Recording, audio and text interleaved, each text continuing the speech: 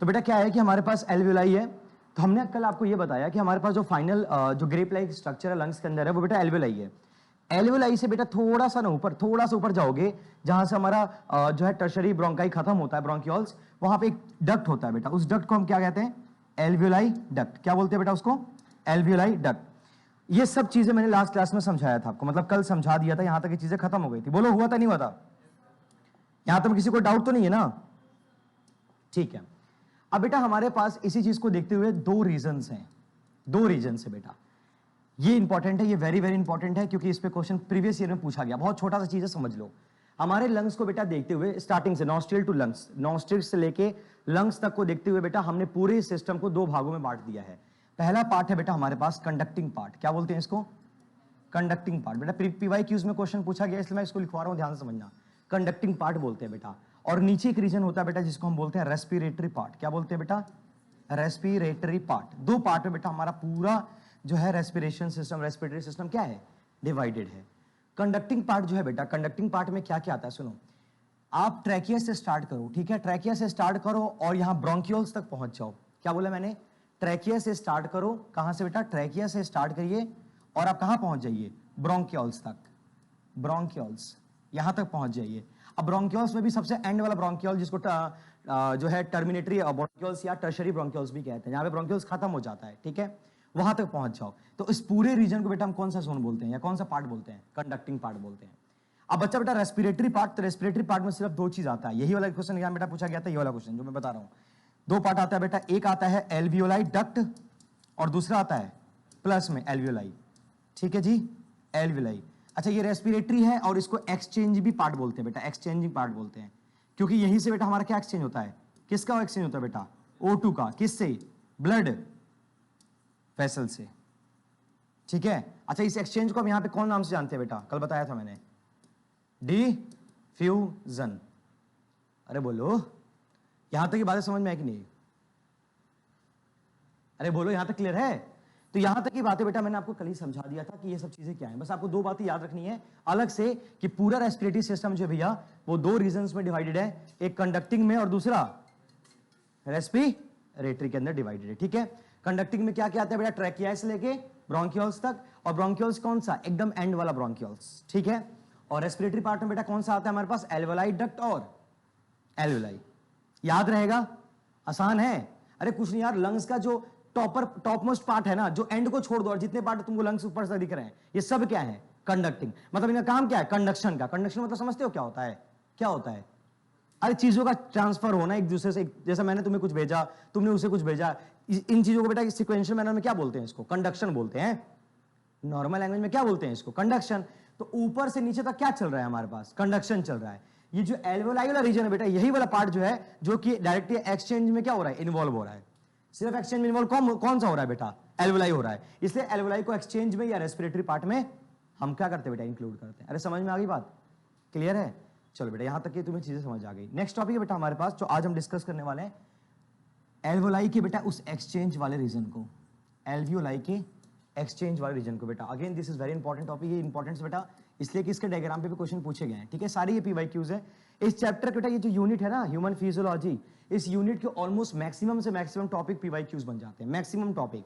और इसमें कुछ भी ऐसा नहीं है कि जो ये इंपॉर्टेंट बोलो और ना इंपॉर्टेंट कहो। हर टॉपिक इंपॉर्टेंट है। इसलिए मुझे ऐसा लगता है कि हर टॉपिक में जो है आपको अलग से एफर्ट लगाना पड़ेगा, क्योंकि आपको नहीं पता कि एग्जामिनर कौन से टॉपिक को पसंद कर रहा है या किसको वो रैंडम तरीके से दे सकता है। तो आप हर टॉपिक को फोकस करना बेटा। देखो बहुत सिंपल तरीके से समझाता हूं बेटा। ये हमारे पास बेटा एक एल्वियोलाई है, एक एल्वियोलाई है। क्या है बेटा हमारे पास? एक एल्वियोलाई है। और ये जो रीजन है बेटा हमारे पास, कौन सा रीजन है बेटा? हमारे पास ब्लड वेसल का रीजन है, जो कि इस तरीके से है बेटा। कल मैंने समझाया आपको, बहुत डिटेल में समझाया था, अगर याद हो तो। मैंने कहा था बेटा किस तरीके से फूड अगर एनर्जी में कन्वर्ट होता है तो उसके लिए बेटा ऑक्सीजन की रिक्वायरमेंट होती है। अगर ऑक्सीजन के ना मिला जाए, उसको ऑक्सीजन ना दिया जाए बेटा, वो कभी फूड एनर्जी में कन्वर्ट नहीं हो पाएगा। तो उस प्रोसेस को बेटा हम क्या नाम देते हैं? ऑक्सीडेशन। क्या बोलते हैं बेटा? ऑक्सीडेशन। तो ऑक्सीडेशन बहुत ही कंपलसरी है। आप बेटा इंस्पिरेशन, आप इनहेल करते हो, आप इनहेल क्या करते हो? ऑक्सीजन इनहेल करते हो। आप इसलिए इनहेल करते हो कि वो ऑक्सीजन आपके लंग्स के थ्रू कहां पहुंच जाए? आपके टिश्यू तक पहुंच जाए, जिसको उस ऑक्सीजन की क्या है? रिक्वायरमेंट है। क्या है बेटा? उस ऑक्सीजन की रिक्वायरमेंट है। आई बात समझ में? अरे बोलो, क्लियर है? तो क्या है बेटा कि कि हमारे पास, अब इंपॉर्टेंट समझना बेटा, बहुत इंपॉर्टेंट है, गौर करना ध्यान से, मिस हो जाएगा अदरवाइज। बेटा ये हमारे पास एल्विलाई है और ये हमारे पास ब्लड का वेसल है। अब यहां से ऑक्सीजन कूद के आता है बेटा, एक्चुअली कैसे आता है बेटा, कूद के आता है। और कूद के आने जो प्रोसेस होता है बेटा, इसमें हमें जनरली एनर्जी लगाने की जरूरत नहीं होती। इस प्रोसेस को बेटा हम बोलते हैं डिफ्यूजन। क्या बोलते हैं बेटा, डिफ्यूजन। डिफ्यूजन वर्ड से क्या जानते हो आप, सिंपल सी बात है, किसी भी चीज का उसके हायर कॉन्सेंट्रेशन से उसी के लोअर कॉन्सेंट्रेशन में क्या होना, मूव होना। क्या होना बेटा, मूव होना, मतलब मूवमेंट होना। जैसे बेटा एक बात बताओ, सिंपल सी बात मैं पूछूंगा, इस क्लास में मान लेते हैं 50 बच्चे बैठे हैं और साथ वाले क्लास में 500 बच्चे बैठे हैं। एकदम से अनाउंसमेंट होता है कि सब क्लास जो है बैलेंस हो जाए। तो बैलेंस हो जाने का मतलब क्या है, क्या ये 50 बच्चे उस 500 में इंक्लूड हो जाएंगे या उस 500 से बच्चे उठ के इस क्लास में आएंगे? कॉमन सेंस समझना बेटा। ऑफ कोर्स उस क्लास से 500 बच्चे उठ के इस क्लास में बैठ जाएंगे। मतलब मूवमेंट हमेशा किस प्रकार से होता है बेटा, हमेशा higher concentration to lower concentration, जिसमें कोई भी एनर्जी लगाने की जरूरत नहीं है बेटा। पानी जो है, पानी का झरना जो है, वो पहाड़ की चोटी से जमीन पे गिरता है। कभी देखा बेटा जमीन का पानी पहाड़ की चोटी पे चढ़ते जा रहा है? समुद्र का पानी जो बेटा देख रहे हो बेटा, अरे यार ये तो समुद्र का पानी माउंटेन में जा रहा है बेटा, ग्लेशियर बनने, ऐसा कभी नहीं होता बेटा। ग्लेशियर मेल्ट होकर कहां आता है, आपके सी में आता है या फिर ओशन में आता है। कभी ओशन और सी का वाटर वापस आपके उस ग्लेशियर वाले रीजन में नहीं जाते। अरे बताओ बेटा, समझ में आया कि नहीं आया? ऐसा होता है कि नहीं होता है? तो यही कहानी है बेटा, यहां पे छोटी सी बात है। तो कभी भी डिफ्यूजन का मतलब क्या होता है, हायर कॉन्सेंट्रेशन से चीजों का लोअर कॉन्सेंट्रेशन में क्या होना, मूव होना, मूवमेंट होना। Is it clear? तो बेटा उसे मूवमेंट डिफ्यूजन कहते हैं। तो यहां से जो भी बेटा चीजें मूव होती है ना, वो हमेशा कौन से माध्यम से मूव होती है बेटा, दैट इज डिफ्यूजन। ये इंपॉर्टेंट पॉइंट, इसे क्या बोलते हैं बेटा, डिफ्यूजन। देखो अभी लेट आई और फिर करें बेटा, ध्यान दे, अभी सोई थी ना तू, इसलिए लेट हो गई ना क्लास में। कल से पहले सो जाइयो, ठीक है, लेट मत होइयो। देखो बेटा, तो ये क्या बेटा, एल्वियोलाई से आपके ब्लड वेसल्स में ब्लड आ रहे हैं, कौन से माध्यम से, फिर से मैं बता देना चाहता हूं बेटा, दैट इज योर डिफ्यूजन। अच्छा कौन आ रहा है बेटा, ऑफ कोर्स कौन आ रहा है, O2 आ रहा है ना बेटा, O2 आ रहा है। अच्छा क्या सिर्फ O2 आ रहा है या कुछ जा भी रहा है, क्या जा रहा है, और CO2 क्या अलग किसी माध्यम से जा रहा होगा, वो भी तो डिफ्यूजन से ही जा रहा होगा बेटा। तो यहां से जा कौन रहा है, CO2 जा रहा है। बहुत ही सिंपल मैकेनिज्म है बेटा, बस थोड़ा ध्यान देने वाली बात है यहाँ पे, ठीक है। यही चीजें चल रही हैं, आना और जाना। हाँ जी बेटा, आना और जाना यही लगा हुआ है पूरे प्रोसेस में। ब्लड वेसल से एल्वियोलाई के अंदर चीजों का जाना, बायोलॉजी क्लास बेटा, बैठ जाइए। एल्वियोलाई से बेटा ब्लड वेसल्स में ऑक्सीजन का आना और ब्लड वेसल से CO2 का एल्वियोलाई में वापस से जाना, यही लगा हुआ है बेटा। अब सवाल उठता है भैया कि आखिर ये जो हमारे पास रीजन्स हैं, जो कंडक्टिंग पार्ट के रीजन्स हैं, ये बने कौन से टिश्यूज से हैं, बने कौन से सेल से हैं? तो बेटा इनके अंदर 3 टाइप के सेल्स होते हैं। एक तो बेटा हमारे पास एल्वियोलाई का ये जो सेल है, जो रीजन है जहां से डिफ्यूजन हो रहा है। दूसरा बेटा ये जो हमारे ब्लड वेसल्स का जो रीजन है, और उसके बीच में बेटा एक रीजन अगर आप ध्यान से देखो तो दिख रहा होगा आपको, ये बेटा सेंटर वाला रीजन, ये वाला रीजन दिख रहा है बेटा, ये गैप दिख रहा है आपको, ये गैप है बेटा, ये क्या है, गैप है। बहुत ही समझाने वाला कॉन्सेप्ट है, ध्यान रखना बेटा। इस गैप का अलग नाम है, इसके वॉल जो बेटा एल्वियोलाई का जो वॉल है इसका एक अलग नाम है, और बेटा ये जो हमारे ब्लड वेसल्स का जो वॉल है इसका भी अलग नाम है। और तीनों नाम से प्रीवियस ईयर एग्जाम्स में क्वेश्चन पूछे गए हैं, ध्यान रखिएगा, इसका सीक्वेंशियल ऑर्डर है, ध्यान दो बेटा। इस वाले वॉल को बोलते हैं बेटा हम, देखो कलर चेंज कर दें हम थोड़ा, सिंपल स्क्वैमस टिश्यू। किससे बना होता है बेटा ये, सिंपल स्क्वैमस टिश्यू से। अच्छा बेटा सिंपल स्क्वैमस टिश्यू जो है वो किसका एग्जांपल है, कौन से टिश्यू का? 4 तरह के टिश्यू होते हैं बेटा हमारे पास, एपिथेलियल टिश्यू या कनेक्टिव टिश्यू या मस्कुलर टिश्यू या न्यूरल टिश्यू। ऑफ कोर्स बेटा एपिथेलियल टिश्यू। अक्सर लाइनिंग के अंदर ना बेटा हमेशा कौन सा टिश्यू पाया जाता है, एपिथेलियल। किसी भी चीज का लाइनिंग की अगर हम बात करेंगे ना तो एपिथेलियल की ही बात करते हैं। लाइनिंग का मतलब जो उसकी बाहरी जो परत होती है, जो बाहरी जो आप कह सकते हो उसके अंदर जो बनावट होती है, उसे क्या बोलते हैं बेटा हम, एपिथेलियल टिश्यू। तो ये कौन सा हो गया, सिंपल स्क्वैमल एपिथेलियल। यहाँ पे एपिथेलियल मेंशन कर लेना, मुझे लगा आपको आता होगा, ठीक है। तो सिंपल स्क्वैमस एपिथेलियल टिश्यू। अरे बोलो बेटा क्लियर है, बात समझ आ गई? अब ये लिखना बेटा, ये जो भैया मैंने बीच में गैप बनाया है ना बेटा, ये जो गैप बनाया है, this gap is called what, जानते हो बेटा क्या कहते हैं इसको, बेसमेंट मेम्ब्रेन। क्या बोलते हैं इसको, बेसमेंट मेम्ब्रेन। अच्छा बेसमेंट मेम्ब्रेन किस किस के बीच में होता है, अगर कोई पूछे क्या बताओगे, एल्वियोलाई और ब्लड वेसल्स के बीच में। बेटा यहां पूरा ब्लड मूवमेंट हो रहा है, यहाँ जो है ना पूरा ब्लड का मूवमेंट चल रहा है, यहाँ पूरा ब्लड मूवमेंट, क्योंकि बेटा कैपिलरी है ना ये। अच्छा यहाँ लिख देता हूँ मैं, थोड़ा कंफ्यूज मत हो तुम लोग। इसे क्या बोलते हैं? Blood capillary. ब्लड कैपिलरी, जहां पे मूवमेंट किसका हो रहा है बेटा? ब्लड। और ब्लड के अंदर मूवमेंट किस चीज का? O2 और CO2 का। क्लियर है? एक और चीज बेटा, अब इसका जो वॉल है बेटा, जो ब्लड कैपिलरी का जो वॉल है, इस वॉल को कहते हैं एंडोथेलियम वॉल। क्या बोलते हैं बेटा? Endothelium wall. ठीक है जी, ये एंडोथेलियम के लाइनिंग से बना होता। बस इतनी सी ही बात जो बेटा आपको रट्टा मारनी थी बस, क्योंकि इसमें तो कोई कॉन्सेप्ट है नहीं, इसको रट्टा ही मारा जा सकता है कि हमारे पास एल्वेलाई के वॉल को बेटा सिंपल स्क्वामस एपिथेलियम टिश्यू बोलते हैं, ब्लड कैपिलरी के वॉल को एंडोथेलियम लाइनिंग बोलते हैं, और इन दोनों का जो बीच का गैप है उसे हम बेसमेंट मेम्ब्रेन बोलते हैं। और इन तीन पार्ट से होके ऑक्सीजन अपने या तो एल्वेलाई से ब्लड में आता है या फिर कार्बन डाइऑक्साइड ब्लड से कहां जाता है? एल्वेलाई में जाता है। तो याद कर लो, अगर कोई पूछे कि कंडक्शन हो रहा है, ये कंडक्शन पार्ट है या एक्सचेंज पार्ट है? बेटा एक्सचेंज पार्ट है। कंडक्शन पार्ट में मैंने कहा ट्रैकिया से, अभी यहां पीछे लिखा है देखो जरा, कंडक्शन पार्ट में क्या है बेटा? कंडक्शन पार्ट में क्या है? ट्रैकिया से ब्रोंकियोल्स। और एक्सचेंज और रेस्पिरेटरी पार्ट में क्या है? Alveoli duct to alveoli. मतलब ये रीजन कौन सा था बेटा हमारे पास जिसके हम बात कर रहे हैं? एक्सचेंज। अरे कॉमन सेंस से भी सोचो तो यहां तो एक्सचेंज हो रहा है ना बेटा, यहां कौन सा कंडक्शन हो रहा है? अदला बदली तो चल रहा है। तुम मेरा ऑक्सीजन रख लो, हमको तुम क्या दे दो? CO2। दिस इज व्हाट, ये किसको क्या कहते हो तुम नॉर्मल भाषा में? एक्सचेंज, अदला बदली। अरे बताओ बेटा, समझ आई बात? नहीं समझ में आई तो खाली पानी पी क्लास में है, समझ वैसे भी कम आ रहा होगा तेरे को। प्रतिवेश समझ आ रहा है? क्या समझा?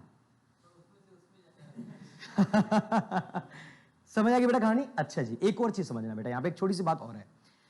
अब अगर मैं ये कहता हूं आपको, देखने ये पॉइंट है, बड़ा इंटरेस्टिंग पॉइंट है बेटा, ये बेसमेंट मेम्ब्रेन का जो थिकनेस है, अगर किसी वजह से मैं अगर इस थिकनेस को बढ़ा देता हूं, थिकनेस समझते हो? मोटापा। मैं ये कहता हूं कि एल्वेलाई को इस कैपिलरी से दूर करो, अभी इस रीजन में था, मान लेते हैं हम इसको कुछ समय बाद इस रीजन में कर देते हैं, तो क्या मैं कह सकता हूं कि बेटा इसका थिकनेस बढ़ गया?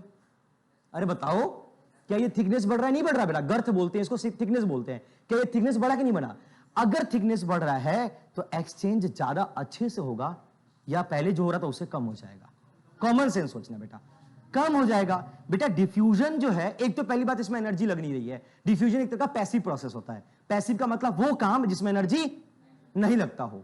दो तरह के प्रोसेस होते हैं बेटा पूरे हमारे नेचर में, एक एक्टिव प्रोसेस, दूसरा पैसिव प्रोसेस। एक्टिव प्रोसेस अगर कहीं भी लिखा गया दिख जाए, मतलब समझना वहां एनर्जी यूज हो रहा है, वहां एनर्जी का कंजप्शन हो रहा है, वहां एनर्जी का इन्वॉल्वमेंट है। और अगर कहीं प्रोसेस पैसिव दिख जाए आपको, मतलब वहां पे एनर्जी का कोई भी प्रोसेस इन्वॉल्व नहीं है, एनर्जी ना कंज्यूम हो रहा है, ना एनर्जी आपका वेस्ट हो रहा है, ना जनरेट हो रहा है। अरे बात समझ आएगी नहीं आई?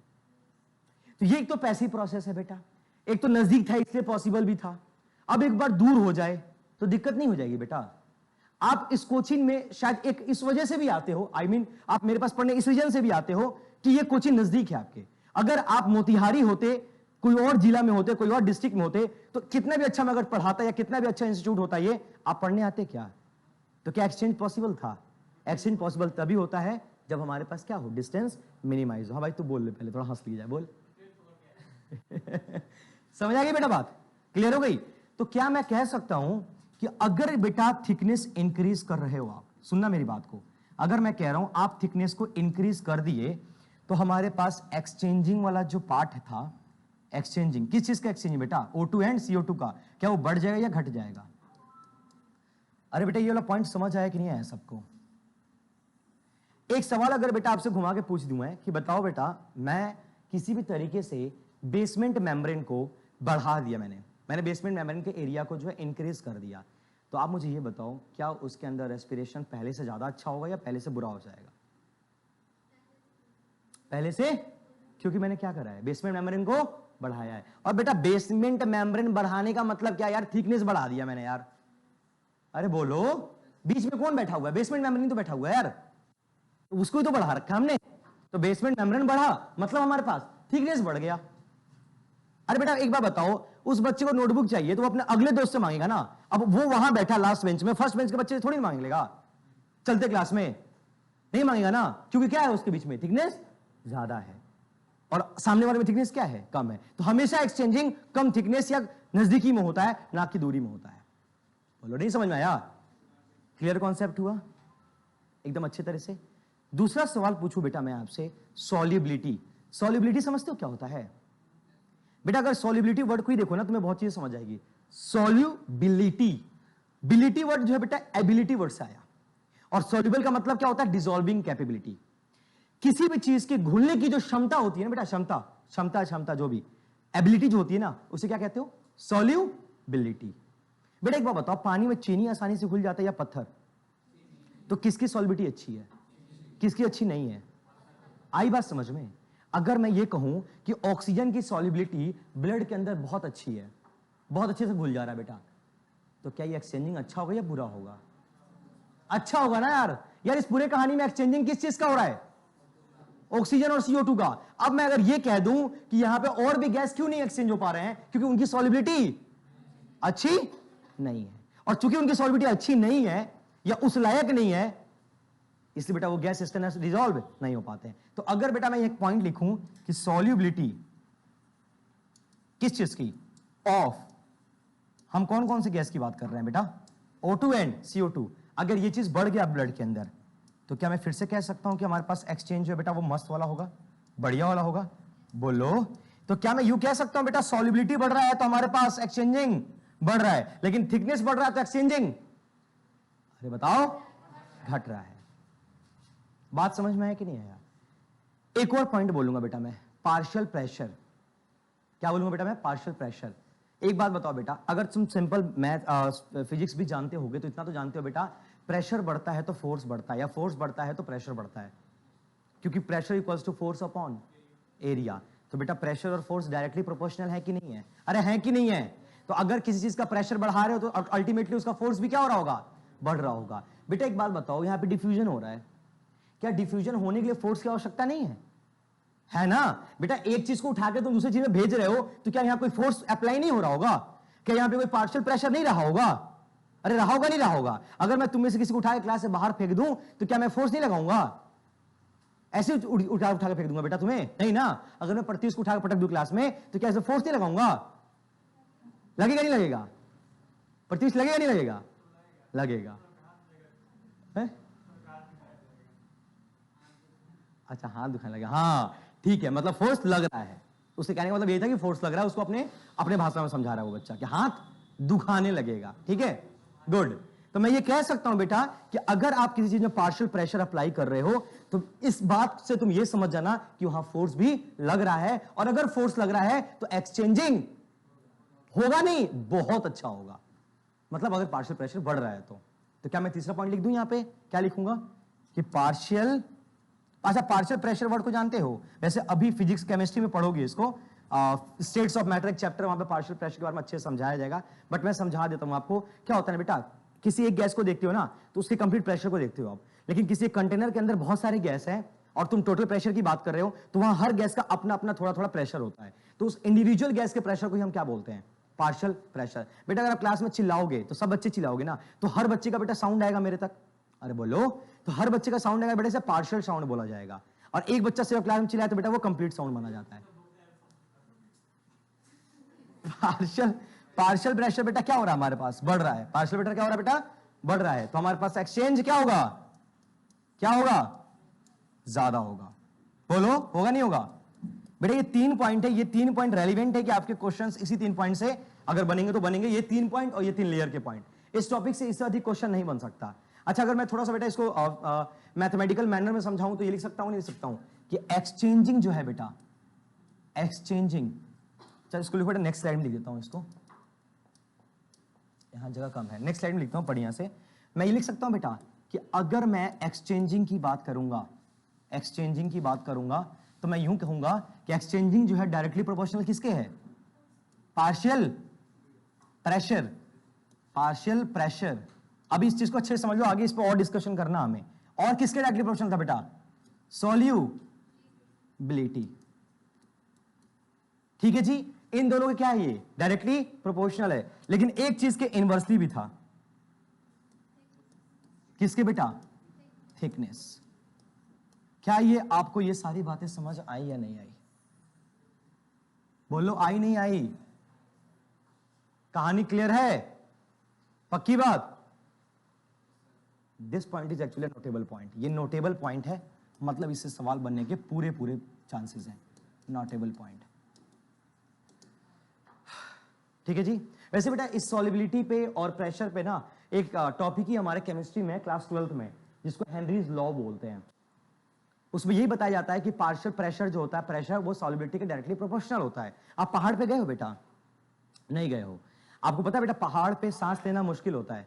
हाँ, तो पहाड़ पे सांस लेना बेटा मुश्किल होता है एज कंपेयर टू जमीन पे। इतना तो सुने होगे ना कि भाई माउंटेनर जो है बेटा ऑक्सीजन सिलेंडर कैरी करके ले जाते हैं, उनको चूंकि सांस लेने में क्या हो रही होती है बेटा, दिक्कत हो रही होती है। ऐसा क्यों होता है पता है? आप जैसे जैसे हाइट पर जाते हो तुम एटमॉस्फेयर को ओवरटेक कर रहे हो बेटा। एटमॉस्फेयर तो एक ही लेवल तक है ना, और जहां तक एटमॉस्फेयर है वहां तक एटमॉस्फेयर का क्या है, प्रेशर है। अब अगर तुम एटमॉस्फेयर को ही ओवरटेक कर गए तो तुम अगर एटमॉस्फेयर से ऊपर निकल जाते हो बेटा तो वो प्रेशर क्या हो जाएगा वहां से, कम। तो जैसे जैसे तुम हाइट पर जा रहे हो तुम किसको ओवरटेक कर रहे हो, एटमॉस्फेयर को, और एटमॉस्फेयर को ओवरटेक कर रहे हो तो तुम उसके प्रेशर को ओवरटेक कर रहे हो। तो बेटा आगे चलकर प्रेशर तुमको क्या हो जाएगा, कम। और अगर प्रेशर कम फील होगा तुमको तो तुम्हारी सॉल्युबिलिटी भी क्या हो जाएगी, कम। इसलिए चूंकि सॉल्युबिलिटी कम हो जाएगी तो नेचर से ऑक्सीजन तुम्हारे ब्लड में नहीं घुल पाएगा। इसी वजह से बेटा तुम्हें अलग से क्या लेके जाना पड़ता है, ऑक्सीजन सिलेंडर। बात नहीं समझ में आई? तो यहां खेल किसका था, प्रेशर का। किसका खेल था बेटा, प्रेशर का। आपको पता है बेटा जो हाइट पे रहते हैं, हाई एल्टीट्यूड पे जो लोग रहते हैं उत्तराखंड वगैरह में या लद्दाख, वहां सियाचिन वगैरह एरिया में, उन लोगों की बेटा बॉडी के अंदर ना आरबीसी काउंट हमारे आरबीसी काउंट से ज्यादा होता है। रीजन समझ में आ गया? क्योंकि उनको ज्यादा से ज्यादा ऑक्सीजन को बाइंड कराना होता है। बेटा रिक्वायरमेंट तो हमारे शरीर जैसी भी उनकी होगी ना यार, है तो वो भी ह्यूमन। तो हमें तो चूंकि इतनी प्रेशर की आवश्यकता तो है नहीं, मतलब हम तो ठीक है, हमें बेटा उतनी ऑक्सीजन की तो अलग से एफर्ट की जरूरत नहीं है। हमारे अंदर ऑक्सीजन उतने मात्रा में मिल रहा है जितना बेटा हमें ठीक चाहिए, उतना चाहिए होता है। लेकिन उनको तो बेटा बॉडी को, उनके फिजियोलॉजिकल सिस्टम को एक्स्ट्रा एफर्ट की जरूरत है।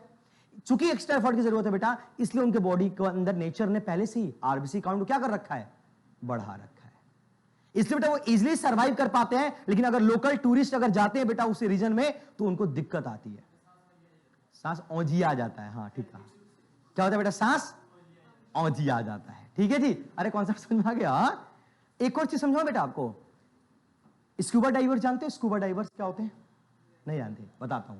आपने बेटा एक हॉलीवुड मूवी है बेवॉच, देखी है?